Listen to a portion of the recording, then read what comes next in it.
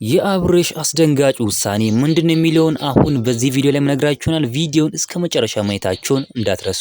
እውነት ለመናገር ከሆነ አብርሃም በጣም የሚያስደነግጥ እንግዲህ ውሳኔዎችን እየወሰነ ይገኛል። እኔ ከፈለኩኝ ታያላችሁ በቅርቡ አራተኛዋን ሚስቴን አመጣለሁኝ እናንተ ምንም አያገባችሁም ሲል ተናግሯል ማለት ነው። ካሁን በኋላ እናንተን አለምንም፣ ሄርሜላም ሩታን ፍቅርን ብትሆኑ ሁላችሁንም አለምናችሁም። እኔ ገንዘብ ብር ስላለኛውን የፈለኩትን ሚስት አማርጬ ቆንጆዋን ማለት ነው ሞዴሊስት የሆነችዋን ይዤ እመጣለሁ ሲል ተናግሯል። ይሄ ደግሞ በጣም የሚገርም ነገር ነው። አብርሃም እንግዲህ ቆም ብሎ ማሰብ አለበት እንጂ እንደዚህ ማድረግ የለበትም።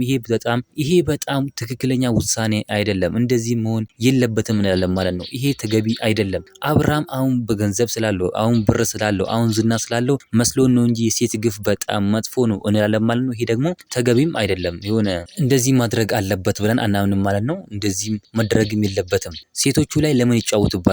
ሩታ ላይም ሄርሜላ ላይም ለምን ይጫወቱባቸዋል? ግን ይሄ ግፍ እኮ ነው። እውነት ለመናገር ከሆነ አብርሃም በፊት ላይ በጣም ጥሩ ሰው ነበር፣ በጣም ደግ ሰው ነበር፣ በጣም ሩሩ ለሰው የሚያስብ ሰው ነበር። ነገር ግን ዛሬ ላይ በጣም በቃ ሌላ አብርሃም ነው የሆነብን ማለት ነው። ሌላ በቃ እኛ ማናውቀው በፊት በቃ ያልነበረው አብርሃም ነው የሆነብን። ስለዚህ እንግዲህ አብርሃም ይሄ ተገቢ አይደለም፣ ትክክል አይደለም ብላችሁ እናንተም ኮሜንት ላይ መጻፋችሁን እንዳትረሱ።